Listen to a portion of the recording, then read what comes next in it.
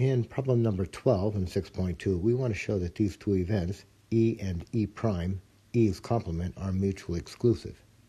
The definition of two mutually exclusive events tells us that if their intersection is empty, then the two events are mutually exclusive.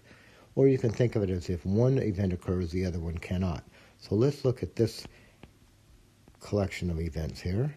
E intersect E prime. Well, what does E have in common with E prime?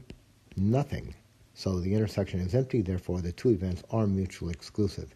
And this makes sense because if E occurs, E prime cannot occur. Problem number 14 says that S is some sample space with N outcomes. We could write S like this. S is the set of, now there's N outcomes. Here's outcome 1, outcome 2, outcome 3, ... Finally, outcome N. And now let's go through each one of these elements and decide if it is going to be in or not in our event. So what about S1? We have two choices there. S1 could be in or not in. So there's two choices for that element. And then what about this S2? Now S2, that can either be in or not in our event. So that has two choices we can make.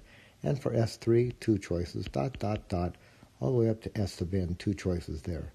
So what we end up when we multiply is 2 to the n possible subsets. Now if none of these elements are in, and if none of the elements are in, that would be the empty set, which we know is a subset of every set. If every one of the elements is in, that's S itself.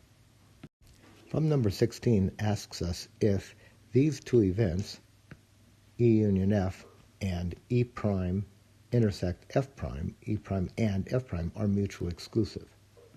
Well, first of all, here's what we know. Two events, S and T, are mutually exclusive if S intersect T equals empty. Now what we have are these events, E union F.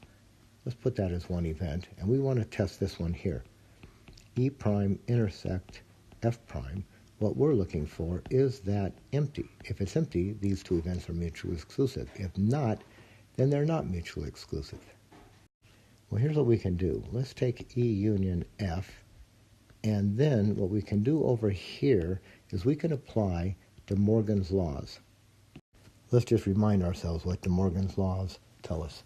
They tell us if we have a set like this, E union F, and we take its complement, we prime that. This is like the distributive law. We're going to distribute here and here, but when we do that, this set operation inverts and we get intersect F prime.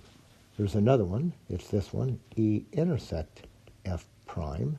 That would be E prime, bringing it here, distributing it here, and here, but then this union sign is going to be, this intersection sign is going to become a union sign. Those are De Morgan's two laws. We want to make use of this one, and particularly we have this right here. Right over here, this is what we're looking at, E prime intersect F prime right here. We can rewrite that to look like this, E union F, all that prime. Now, look where we are. We're up here, right? We've got this set intersect this set being empty. Now, is that true down here? Here's E union F intersect E union F prime. We're going to claim that's empty, particularly if we come back over here and look at our problem number 12. It says if you take an event, intersect its complement, that's empty, which means they're mutually exclusive, and that's what we have here. We have a set intersecting with its complement, so we're going to claim now that this is empty, and the answer to our question is yes, these two events are mutually exclusive. In problem number 21, we're asked this, that we're told the number of passengers arriving at a metro station on a shuttle bus that holds up to 8 passengers, and what we want to do is describe the sample space.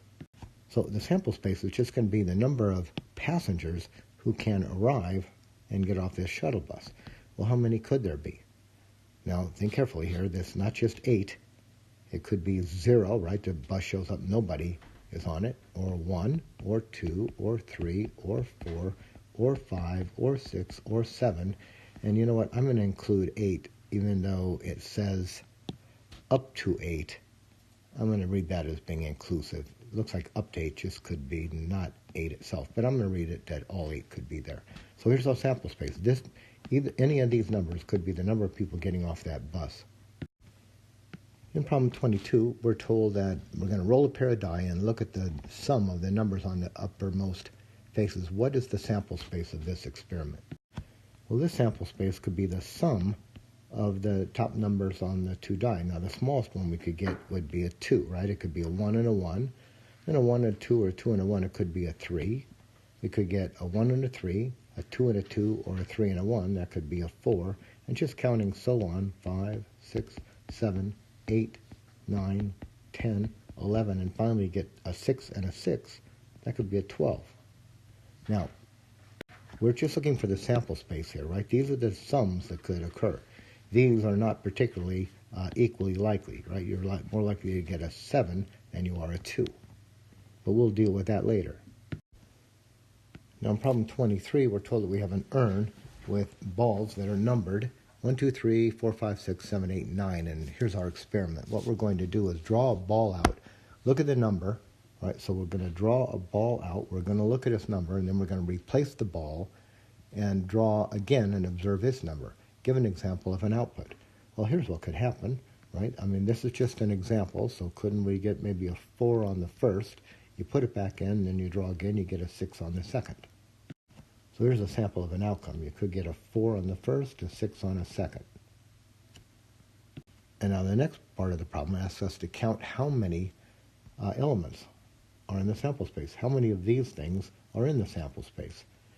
Well, let's count like this, just like we did before. How many choices do we have for this element right here? We could choose any one of these 9 balls. So we're going to have 9 choices here, right? 9 possible choices there, times, and how many choices here? Well, we're putting the ball back, so again, there's 9. So all together, there's going to be 81 of these types of ordered pairs in this sample space.